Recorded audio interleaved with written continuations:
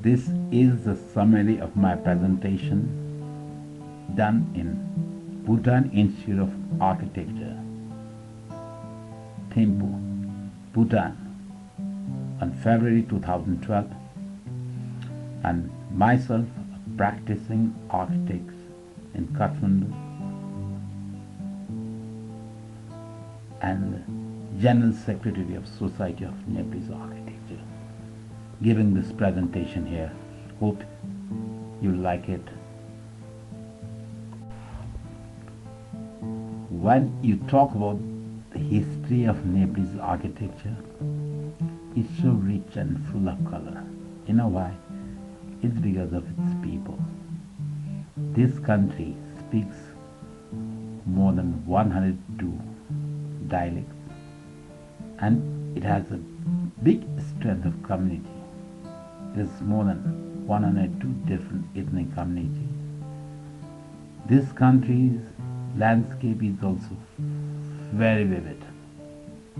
The lowest part of the landscape starts at 250 meters from the sea level, and it goes as high as the pinnacle of the world, that is Mount Everest.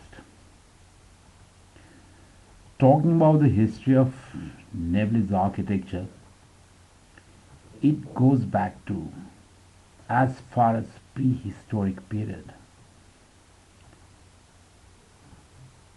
The very visible entities or the artifacts we have, dated artifacts, is at 257 BC with the inscriptions on the pillars at Lumbini and in Kathmandu by Emperor Asoka of India. The recorded history of Nepalese architecture, real recorded history of Nepalese architecture, starts at 500 AD with Kirat dynasty, and the country could produce the very profound architectural expressions in Litsevi dynasty that started at 500 and ended at around 900 with the Thaguri dynasties coming into picture. Thaguris ruled this country for 900 till 1280. The glorious part of histories of Nepalese architecture came during Malla dynasty, stretching for nearly more than 600 years, ended up with the invasion of Sahaj at the later part of 1780, and they continue ruling the country till it was liberated on 2000, the beginning of 2000. The modern movement of architectural movement in Nepal started after democracy in 1950. But here let me put things into chronological order to get into the details of on the Nepalese history of architecture.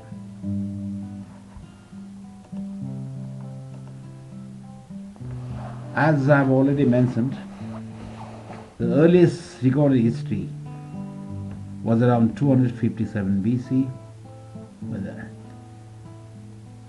inscriptions on pillar at Lumbini and Lalitpur.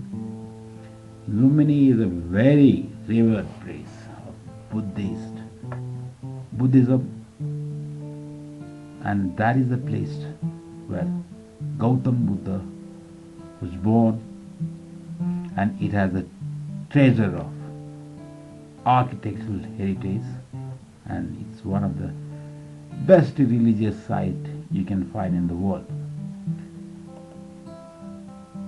The Litsevis were able to produce very important architectural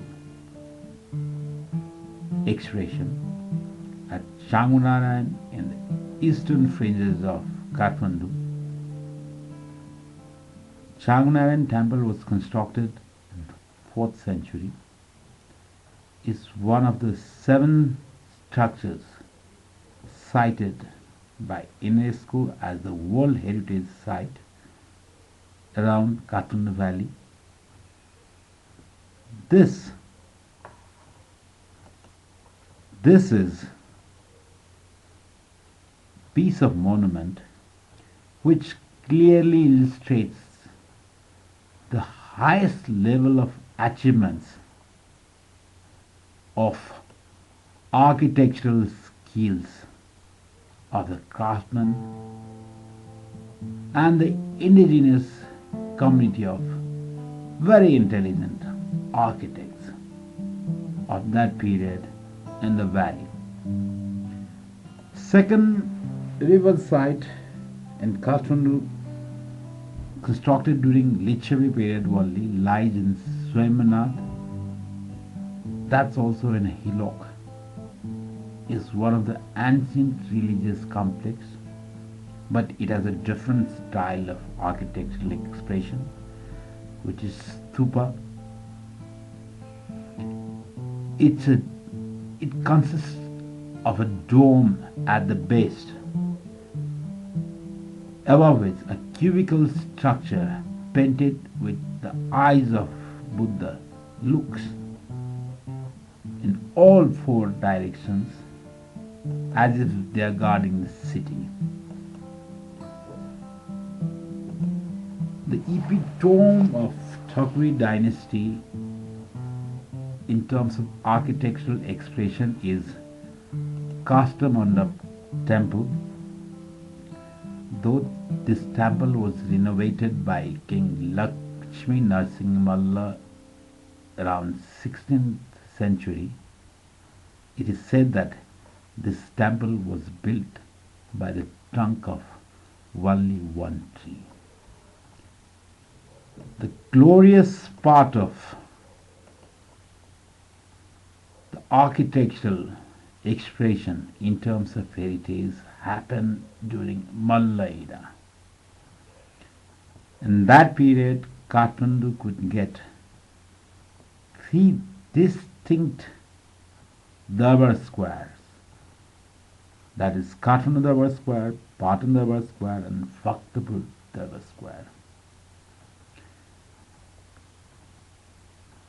This period had certain influence of Sikhara architecture also, which is evident in Krishna Mandir at Patan. But this period could give us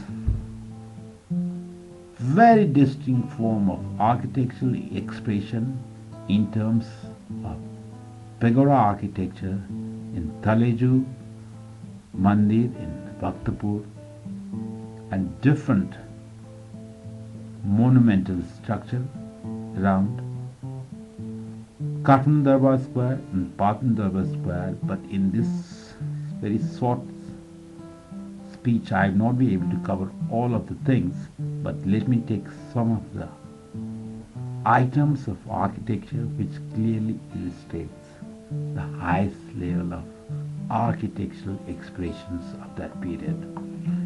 Let me start with pagoda here. Pagoda form is very alluring. It starts with square forms at the base,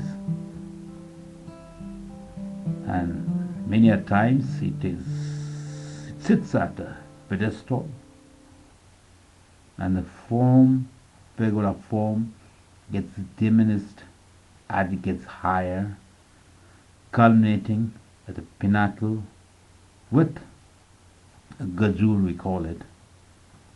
This symbolizes the connections of God at heaven, also resembles mountain to a very large extent.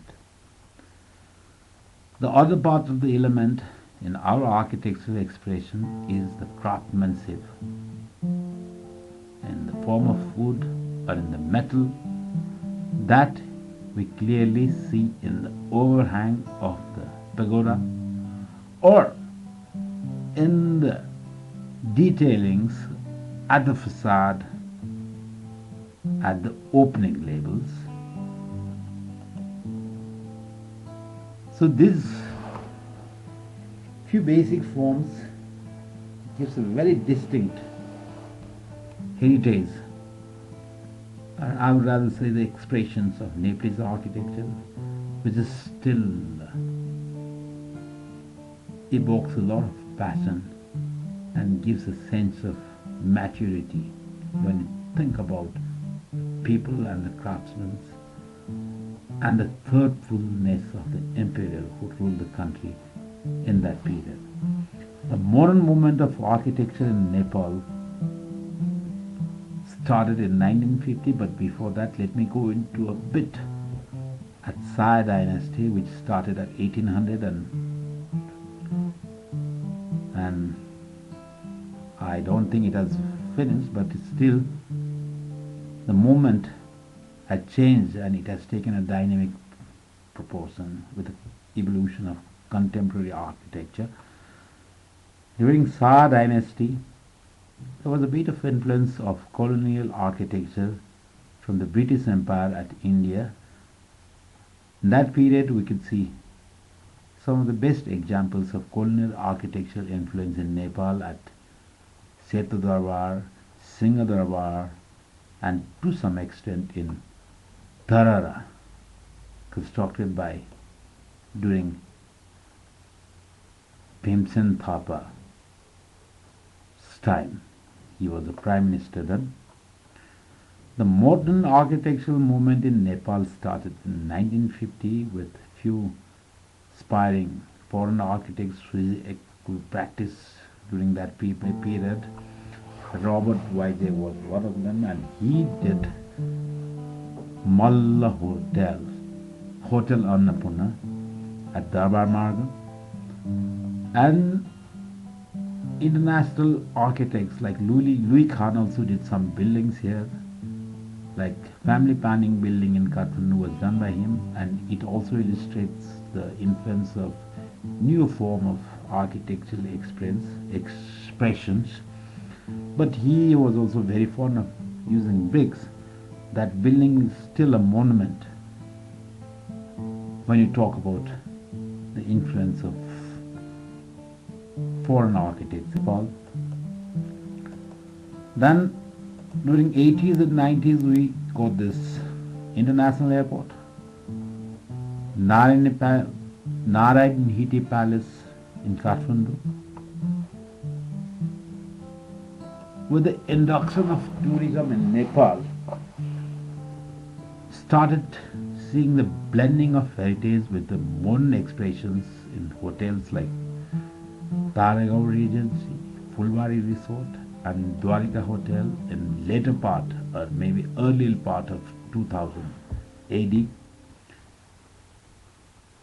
These architects were importing the elements of architecture from the heritage and embedding it with the contemporary forms. But in one or two places like Dwarika Hotel, these elements of architecture has been very nicely put across the facade. As you can see it in the facade too. And that moment could really produce some of the new forms of expression in terms of expressing heritage in contemporary forms in the buildings like Isimod and Mount Everest Museum in Pokhara. And as the new architectural thoughts emerged, we started seeing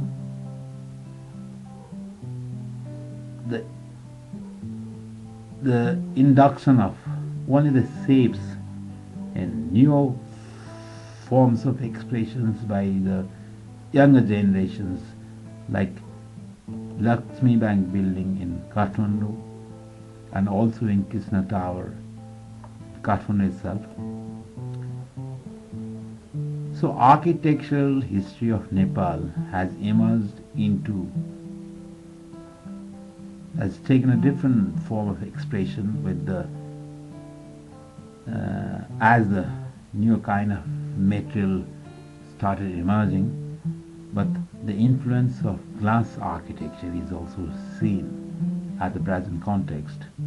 But the fact is, the shapes and the scale of proportion are still being guided by the heritage to a very large extent.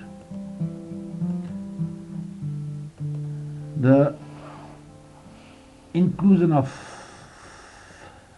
architectural forms into residential architecture, commercial architecture, hospital architecture, and many other architecture can still be seen. But if one uses the brick and gives us some kind of sloping roof arrangements, that resembles the continuity of architectural patronage established by our forefathers.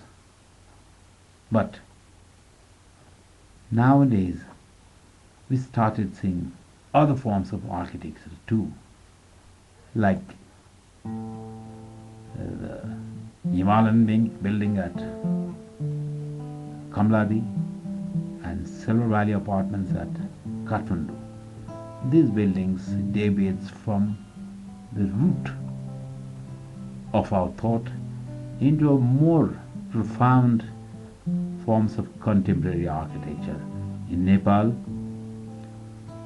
hope we shall import the elements of architecture from the history and blend it with the contemporary thoughts and form of modern times, so as to give a much better meaning and expression, to continue thinking beyond